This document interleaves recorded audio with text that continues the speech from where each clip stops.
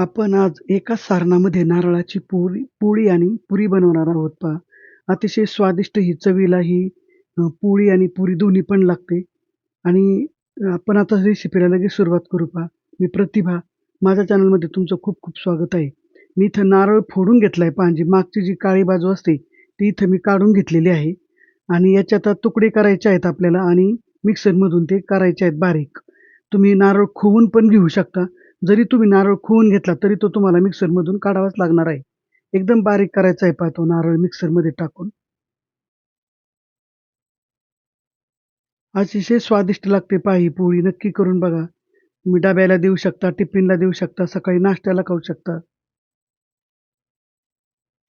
आता किस केलाय आपण हा भुगा आपण हा मोजून घेऊ आपण तो. आता 1 वाटी भरलाय सुरुवातीला.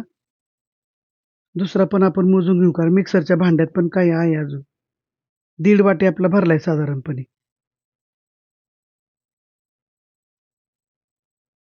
आता आपल्याला ही बाजूला ठेवून देऊ. आपल्याला पीठ मळून घ्यायचंय पहा. आपण इथे एक 1.5 वाटी पीठ घेतलंय, पण पिठाचा आणि सारणाचा काही संबंध नाहीये. पण मला तुम्हाला एका सारणामध्ये पुऱ्या पण करून दाखवायच्यात आणि पोळ्या पण. त्याच्यामुळे मी फक्त 5 पोळ्या होतील साधारणपणे असं मी इथं पीठ घेतलेलं आहे. तुम्हाला जर नुसत्याच पोळ्या करायच्या असेल, तर तुम्ही जास्त पीठ घेऊ शकता. तर त्याच्यामध्ये 3 चमचे आपण कच्चं मोहन टाकलेलं आहे पहा आणि थोडंसं मीठ टाकलंय आणि ते मोहन सगळीकडे लावून घेतलेलं आहे आपण व्यवस्थित. हे प्रोसिजर सगळ्या हळू-हळूच करायच्या आहेत आणि पाण्याने हे पीठ असं फार घट्ट पण नाही आणि फार असं सैल पण नाही, असं मध्यम प्रतीचं हे पीठ मळायचं आहे आपल्याला. पीठ मळून झालंय पहा. आता आपण 10 मिनिटासाठी एक भिजायला ठेवून देऊ आपण. तोपर्यंत आपण दुसरं काम आपलं करून घेऊ. पीठ ठेवून दिले पहा आता. आता काय करायचं गॅस पेटवलाय आपण कढई ठेवलेली आहे आणि याच्यात एक 1.5 चमचा एक तेल टाकलेलं आहे साधारणपणे आपण. तुम्ही तूप पण टाकू शकता. आणि जे अर्धी वाटी जे बेसन आहे ते आपल्याला याच्यामध्ये परतून घ्यायचं आहे. सारणासाठी आपल्याला या बेसनाचा वापर करायचा आहे. अतिशय चविष्ट सारण त्याच्यामुळे लागते पहा पोळी चवदार लागते याच्यामुळे. हे सारण एकदम पीठ जे आहे ना, एकदम मंद आचेवर खमंग भाजून घ्यायचं आहे. पहा वेळोवेळी तुम्हाला कलर बदललेला दिसतोय पहा त्याचा. असं छान भाजण्यातच याची आहे सगळी खुमारी म्हणतो आपण पोळीतली. प्रत्येक साहित्य इथं भाजून घ्यायचंय आणि व्हिडिओ आता इथं खसखस टाकलेली आहे पहा मी. ती थोडीशी अशी अर्धवट केलेली आहे मी, पूर्ण नाही टाकलेली. म्हणजे त्याचा स्वाद त्याच्यामध्ये चांगला उतरतो. असं थोडंसं परतून घ्यायचंय खसखस टाकल्यानंतर. आपलं सारण झालंय पहा व्यवस्थिशीर भाजून घेतलंय आपण ते. काढून घेऊ ते आपण थंड व्हायला. पहा याच्यानंतर आपल्याला दुसरं सारण भाजून घ्यायचं आहे. नारळाचा जो आपण चव तयार केलेला आहे हा. हा चव इथं आपल्याला भाजून घ्यायचा आहे पहा. पाणी त्याचं पूर्णपणे मॉइश्चर जातं आणि तेलकटपणा येतो आणि अशा पद्धतीने हे भाजून घ्यायचं आपलं. वेळोवेळी तुम्हाला कलर बदललेला याचा दिसतोय पहा. मंद आचेवरच ह्या गोष्टी करायच्या आहेत. कुठल्याही पद्धतीने फास्ट गॅस इथं करायचा नाहीये. मोकळं होतं पहा असं ते. म्हणजे आपलं समजायचं का आपलं चांगलं भाजलंय. त्याच्यामध्ये पाऊण वाटी गूळ टाकलाय आपण. तुम्हाला याच्यामध्ये खूप छान गोड होतात हां. अशा फिक्कट वगैरे काही लागत नाही. पण तुम्हाला फिक्कट पाहिजे असेल तर तुम्ही कमी गूळ टाका किंवा जास्तच गोड पाहिजे असेल तुम्ही वाटी भरून गूळ टाका. पण हे प्रमाण योग्य आहे एकदम. आता गूळ त्याच्यामध्ये चांगला पातळ होईल पहा. ओलसर मिश्रण झालेलं दिसतंय तुम्हाला. परतून घ्यायचंय थोडंसं. जास्त ओलसर मिश्रण ठेवायचं नाही पहा, नाहीतर पोळीच्या ते बाहेर येतं मग आणि गूळ मग तव्याला चिकटतो आणि ती पोळी करपट होऊन जाते. त्याच्यामध्ये हे बडीशेप आहे, सुंठ आहे आणि विलायची आहे. हे मिश्रण मी एकत्र करून ठेवत असते नेहमी. ते याच्यामध्ये आपण 1-1.5 चमचा टाकलेलं आहे पहा आणि आपल्याला आता याच्यामध्ये जायफळ थोडं किसून घ्यायचं आहे. जायफळ मी नेहमी ताबडतोबच किसत असते. ते नाही मी त्याच्या मिश्रणामध्ये टाकत. कारण कधी आपण गोडाचं साखर पण वापरतो ना, गुळाच्या पदार्थात हे वापरायचं. आता हे भाजलेलं बेसन पण आपण याच्यात टाकून घेतले आणि एकदा चांगले परतून घ्यायचं पहा. म्हणजे आपलं मिश्रण ते सारण म्हणतो आपण पोळीसाठीचं ते तयार झालेलं आहे आता. भाजलेलं आहे पहा आपण एका ताटामध्ये ते काढून घेऊ. थंड होऊ होऊ द्यावं लागेल त्याला. छान झाले मेल्ट एकदम. सुगंध छान सुटलाय पहा. एकदा ही पोळी तुम्ही अवश्य करून पहा. पोळ्या तर तुम्ही नेहमी वेगवेगळ्या करताच. अतिशय अप्रतिम चव. कधीच तुम्ही विसरणार नाहीत ही पोळीची चव. आता हे थंड व्हायला ठेवू देऊ आपण. तोपर्यंत पिठाचं काय झालंय बघू आपण. त्याला मळून घेऊ आपण जरा. कारण आपल्याला पोळी बनवायची आहे. थोडासा तेलाचा हात वगैरे घ्यायचा आहे आणि चांगलं मळून घ्यायचंय. पीठ एकदम सॉफ्ट झालंय पहा, एकदम मऊ. आणि ह्या पोळ्या लहानांपासून तर मोठ्यांपर्यंत खाता येतात. इतक्या मऊ होतात त्या आणि इतक्या खुसखुशीतपणा येतो त्याच्यामध्ये. पोळी आणि पुरी दोन्हीचं पण तसंच आहे. खुसखुशीतपणा फार येतो आणि खमंग लागतात एकदम. आपलं पीठ चांगलं मळलंय पहा. आता याचं आपल्याला 5च पोळ्या करायच्या आहेत. मी तेवढीच कणिक भिजवलेली आहे. कारण मला बाकीच्या सारणाच्या इथं पुऱ्या दाखवायच्या आहेत तुम्हाला. आपण गोळे आणि एवढ्याच गोळे जे गोळे केलेत आपण एवढ्याच गोळ्याचे आपल्याला सारणाचे पण गोळे बनवायचे आहेत. कमी सारण अजिबात टाकायचं नाही. एवढंच बनवायचं आहे पहा. त्या गोळ्यात ते सारण आपल्याला बसवायचंय. कुठल्याच पद्धतीने पोळी फुटत नाही, काही नाही. तुम्ही बघा.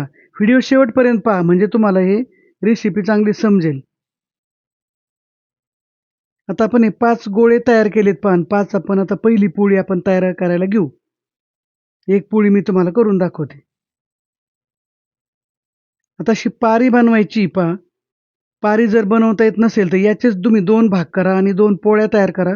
खालच्या पोळीवरती सारण टाका आणि वरतून एक पोळी टाकून ते बंद करून झाली तुमची पोळी तयार. पण अशी वाटी जर केली तर खमंग लागते जरा पोळीची चवच बदलते पहा. आता वाटीमध्ये तो गोळा आपल्याला फोडायचा आहे तो. मी तुम्हाला करून दाखवला लाडूसारखा तो. फोडल्याशिवाय ते इकडे-तिकडे जाणार नाही. फोडल्यानंतरच ते पसरेल पहा असं फोडून हे करायचंय आणि आपली पारी आता बंद करून घ्यायची पहा. पारी करायला सोपी आहे, पण थोडा प्रॅक्टिसचा विषय आहे जरा. पण नवीन मुलींनी तशी पोळी केली तरी चालेल. ते एकाच गोळ्याच्या 2 पोळ्या करायच्या अशा छोट्या आणि मी सांगितल्याप्रमाणे मिश्रण टाकून कढईने बंद करून टाकायचं. हे असं बंद करून घ्यायचं. वरचा जो भाग उरतो तो काढून टाकायचा किंवा तिथं तुम्ही चिकटून दिला तरी चालतो. आणि असं थोडंसं दाबून घ्यायचं, असं हाताने थोडं असं करायचंय म्हणजे मिश्रण चांगलं शेवटच्या टोकापर्यंत पोहोचतं. सुरुवातीला हलका हात लावायचा, नंतर तुम्ही किती लाटा काही होणार नाही त्या पोळीला. मिश्रण खूप छान झालंय आपलं. तुम्हाला दिसतंय ते ओलसर तसं, पण अजिबात फुटलेली पोळी नाही. कुठलीच पोळी फुटली नाही पहा आपली. दिसतंय फक्त ते. तेवढं तर दिसणारच आता. आता आपण पोळी भाजून घेऊ पहा. तर गॅस चालू केलाय, तवा ठेवलाय. तवा पलीकडच्या गॅसवर मी तापायला ठेवला होता का त्याच्यामुळे तो तवा गरम आहे पहा, थंड वगैरे नाही. आता थोडा वेळ झाल्यानंतर आपल्याला वरतून असं तूप लावून घ्यायचंय आणि पोळी पलटायची पहा आणि किती वेळा पलटा तुम्ही, काहीही फुटणार नाही, काही नाही. पण विनाकारण काही पलटत बसायचं नाही, पण सांगते मी. फुगली पहा पोळी आपली चांगली. अशा आपल्याला सगळ्या पोळ्या करून घ्यायच्या आहेत.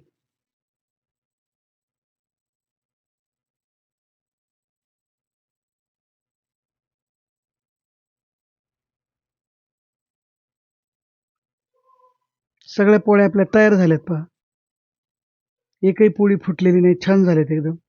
आता आपल्याला पुऱ्याचं मिश्रण करायचं आहे. ते मिश्रण जे आहे त्याच्यामध्ये आपण 1 वाटी गव्हाचं पीठ टाकलेलं आहे पहा. तुम्हाला जर फिक्कट पाहिजे असेल तर तुम्ही अजून पण थोडंसं पीठ टाकू शकता. मीठ टाकून घेतले थोडंसं. पुऱ्या पण एवढ्या पिठामध्ये भरपूर गोड होतात आणि असं कडक पीठ मळायचंय म्हणजे थोडं घट्ट मळायचंय ज्याला म्हणतो आपण त्याला. कारण पुरीला घट्टच पीठ लागतं.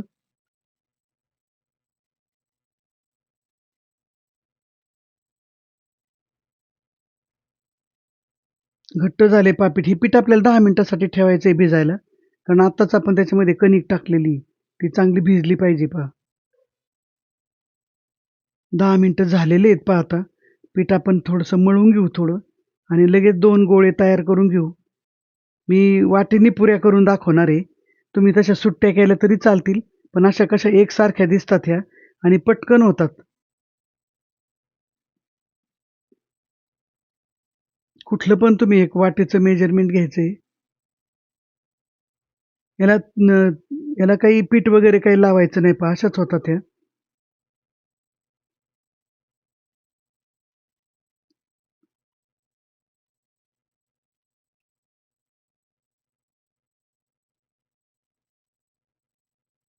सणासुदीचे दिवस आलेले आहेत पहा. तुम्ही कुठल्या पण सणाला अशी पोळी करू शकता. विशेषतः रक्षाबंधनला तुम्हाला करता येईल. आता ही वाटीच घेतलेली वाटीने आपण त्या करून घेऊ.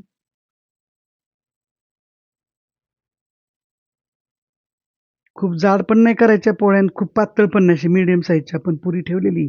तुम्हाला दाखवते मी ती कशी ठेवलेली आहे ती.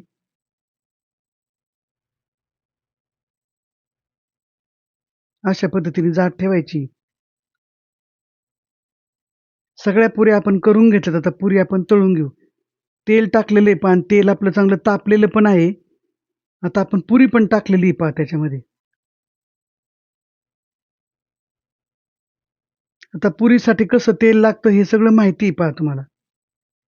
थोडासा कण टाकून बघायचा. तो वरती आला का आपल्याला लगेच पुरी टाकून घेता येते.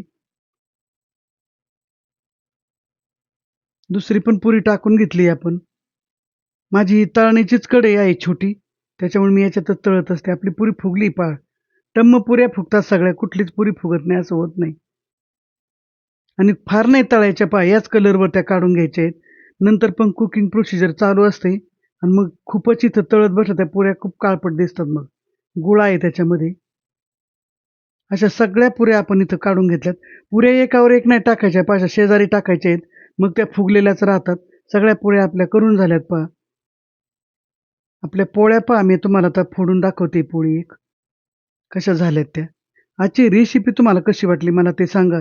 व्हिडिओला लाईक करा, शेअर करा आणि सबस्क्राईब करायला विसरू नका. आणि असेच नवनवीन व्हिडिओ पाहत राहा. पहा पोळी किती खुसखुशीत झाली, मऊ किती झाली. अगदी 2 वर्षाच्या मुलापासून तर वयस्कर लोकांना खाता येते पहा अशी पोळी. पहा सारण पण शेवटपर्यंत पोहोचलेलं आहे आणि भरपूर गोड लागते ही पोळी.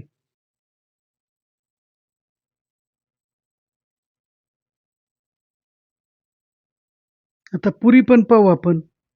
पुऱ्या तर सगळ्याच फुगल्यात आपल्या. सगळ्या खुसखुशीत झाल्यात एकदम. पहा हात लावायचा उशीर आहे.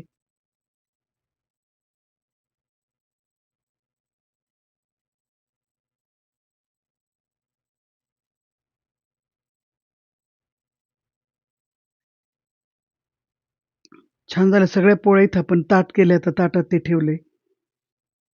धन्यवाद.